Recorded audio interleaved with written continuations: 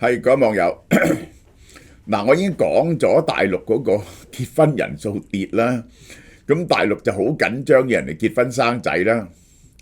今次有新嘅絕招，生仔對你健康有益。我哋睇下大陸出呢啲新招數 work 唔 work 呢？你估？咁咧，我最後有招咧就一定 work 嘅，大家要聽到尾啊！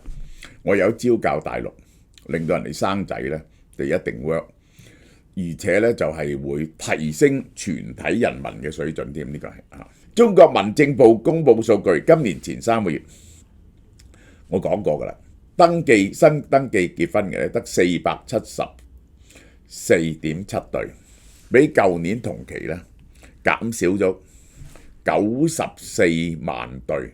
哇！呢個真係大鑊，前3季減少咗94萬對，減咗 20%。啲人唔結婚唔生仔，於是又要催婚，喺重點城市制定計劃，係新式嘅新時代嘅婚育文化係點呢？國務院10月28號公布，關於加快完善生育支持體系，要支持人哋生仔，推動建設生育友好型社會，好 friendly 嘅對你生仔。4大項13項設施，我哋睇4大項。第一，增強生育保險保障，生仔嗰個費用嘅保險同保障，完善生育休假制度，有生產假，生仔有補貼，加強生仔嘅健康服務，增強生育保險保障，參加職工基本醫療保險，靈活就業人員、農民工、新就業人員納入生育保險，將呢啲靈活就業人員、農民工、新就業人員都有生育保險，生仔都可以納入呢個醫保系統。呢個就係喺加強生育健康方面呢，將適宜嘅分娩鎮痛輔助生產技術納入醫保報銷。即係呢個應該點講呢？係2樣嘢啦。第一就係你冇仔生去睇，咁呢個輔助生仔，甚至試管嬰兒呢啲係輔助生仔，好多唔至於去輔助嬰兒嘅。咁你香港好多人都去睇嗰啲唔生仔，即係幫助你生仔嘅醫生。即係你好多時有時啲卵子啊，呢個輸卵管啊嗰啲塞咗都會噶嘛。呢個係好多理由嘅，內分泌啊咁樣列入醫保。分娩鎮痛咧就係無痛分娩嗰啲咁嘅嘢啦。提高兒童醫療服務，生出嚟個 BB 啦，幫你照顧，符合條件嘅兒童用藥，嗰啲 BB 育藥又係醫保報銷，並支持用人單位嗰啲公司、嗰啲國企啊呢咁嘢，辦托兒所、家庭托育照顧，幫人照顧 BB， 明唔明啊？提高兒童醫療服務，普育托兒所支持政策，促進兒童保護。好啦，呢一個強化教育、住房、就業，全面支持優化優質教育資源供給，呢個得把口講。加強住房支持政策，即係如果你生仔呢，我諗嗰啲保障性住房幾個仔咧係要優先。強化職工權益保護，呢個呢即係唔會因為生仔俾人哋炒魷魚。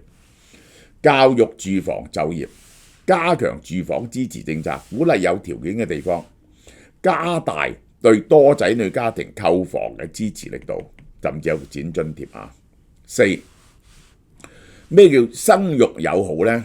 構建新型婚育文化，宣傳加強人口國情國策教育。呢個又犀利，當日叫你唔生仔，而家呢就要國情教育，不停洗腦叫你生仔。加大積極嘅婚戀觀，千祈唔好要咁多彩禮，一定生多啲仔。呢個實施高質量發展嘅宣傳教育，甚至加強人口國情教育，將相關內容融入中小學，小學就開始教你生仔。你自己唔生，小學唔生啲仔翻去叫你阿媽生個細佬妹俾你從小就叫人生育，呢個犀利啦，呢個係。而各界地方政府有催生電話喎，工作人員會打電話去問：你好耐冇生仔咯，你點啊？啲民眾不滿，此舉侵犯個人隱私，啲人咧已經好興啊！嗰啲又俾老豆老母追，冚家產，而家政府都打電話嚟追我結婚，追我生仔。部分民眾表示，如果唔聽電話咧，就打俾老公，又問呢個問題，令人覺得被侵犯。國家下嗱，呢個就係我今日講嘅主要呢段嘢。孕育係一個艱辛又美麗嘅過程，女性要經歷各種生理心理變化，係有正面嘅，又有負面嘅。而家係有好多益處嘅，生完仔對你嘅身體科普下，佢自稱係科普，有4大好處。生仔，我都未聽過生仔對健康有4大好處，呢個係微信公眾號呢個地球公民金建國就駁呢篇嘢，引用學術論文嚟駁佢，你係亂噏呢個。你知咧，女人生仔咧對健康係好大鑊嘅嘢嚟嘅，你要俾幾多營養先生咗嚿咁大嚿嘅嘢出嚟啊？你諗下，即係成身嘅營養係俾晒佢咁滯嘅，呢個係同埋又會引起好多嘅病啦。你孭住十幾磅喺個肚度行嚟行去，脊骨有長遠嘅問題啦。當然個身材係全部扭曲晒啦。生個仔同唔生仔就係咁，有咩好處啊？生仔對健康，好多老人家咧就話生個仔咧就好噶啦。呢啲嘢就係嗰啲痛經啊，如果你經期嚟痛咧，係生個仔咧就會好咗嘅。第一，因為點解咧？懷孕啊，你個子宮改善，你個子宮屈埋咗，喂，你整個 BB 係咪撐大咗啊？撐大咗喎，分娩又可以使狹窄嘅子宮頸擴張咗，生個仔梗係闊晒啦，嗰度係咪？呢個就係生得落個拳，生得出個 BB， 咁又唔會痛。好啦，第二，部分原發性嘅子宮內膜異位，佢子宮內膜個位置唔夠好，引起嘅痛經。通過懷孕同生育咧就緩解嘅。你因為懷孕同生育嗰陣時咧，你就停咗經噶嘛，你要停咗經噶嘛。多做關於生育同痛經嘅研究，個評論文章就批評佢呢啲咁嘅研究係觀察性研究，只係有相關性，冇講到有因果關係，只係 correlation 嘅啫。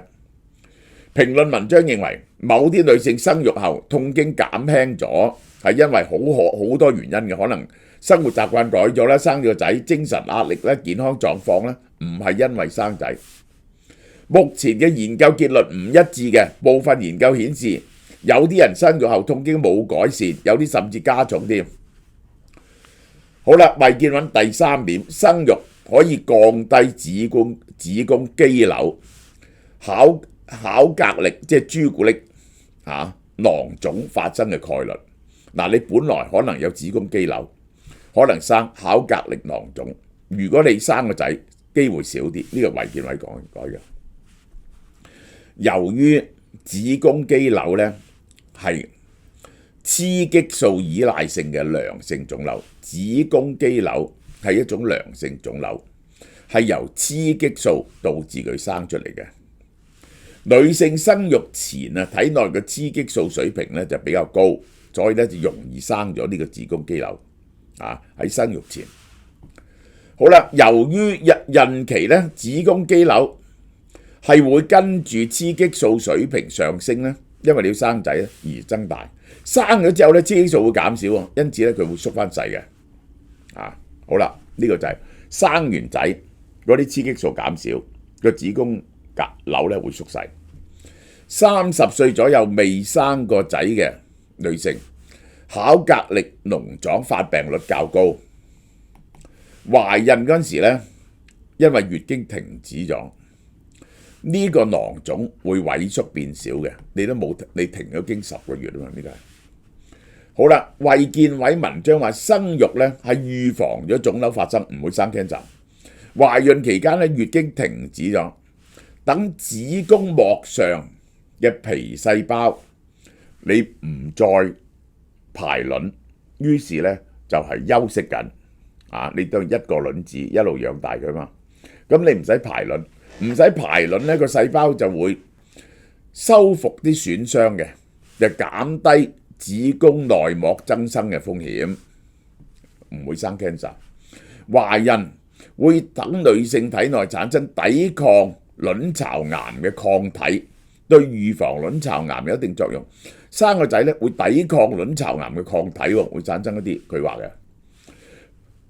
懷孕分育期間激素嘅變化，因為你要發展呢個要呢個餵奶啊嘛，令到乳腺細胞成熟，生少啲乳腺癌喎，呢個咁犀利。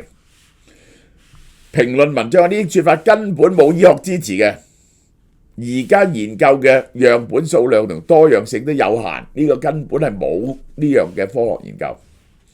衛健委文章選擇地利用對結論有利嘅研究，而唔理其他嘅研究結果。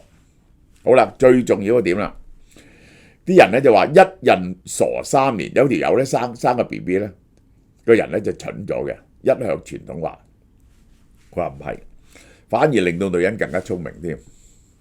衛健委文章話孕期嗰啲激素水平變化，因為你要生個仔，腦內呢個荷爾蒙嘅激素變化，使女性腦部結構產生微妙影響。大腦嘅能量係更加多嘅，輸多啲能量入個腦度。呢啲改變其實係等女性更有母性特質嚟預備你做母親嘅。你嘅荷爾蒙分配係有影響，呢種分配係等你個腦活躍咗係等你更適合做母親。衛健委話孕傻話啲人傻咗咧，更多係一種心理暗示。產後呢個咧係錯嘅，佢認為產後記憶力下降，主要係因為生活改變、焦慮同緊張。做咗個媽媽咧，好多人即係孕後有好多抑鬱症啊！呢個係好大鑊。評論文章引2022年嘅報告，懷孕期間腦部變化主要係評論嘅變化。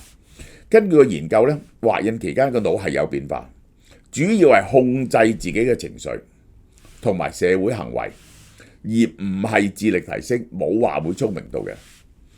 2023年嘅研究，神經可塑性變化集中喺母親行為嘅腦區，好似前額葉皮層同杏仁核，即係咧嗰個腦嘅變化係集中咗刺激你嘅母性喺前額葉皮層同埋杏仁核，呢啲咧感情嘅嘢，呢啲變化係會增強咗媽媽對仔女需求嘅靈敏感度。你要好敏銳地知道個 BB 係有需求，你先照顧到佢嘛。提高情感理解，明白個 BB 嘅情感理解，同埋點樣同個 BB 互動。懷孕同分娩之後咧，母親體內嘅激素，好似催產素同雌激素嘅水平有變化。呢啲激素影響大腦嘅功能同結構。催產素就即係愛情荷爾蒙嚟㗎，同埋雌激素。特別係稱為愛的激素嘅催產素，係等你愛個 BB 嘅。呢樣嘢係呢啲研究即係支持女性經過生育之後呢，你嘅母性會增加。你生咗個 BB 出嚟，你就會好愛佢，並冇話會變得更加聰明。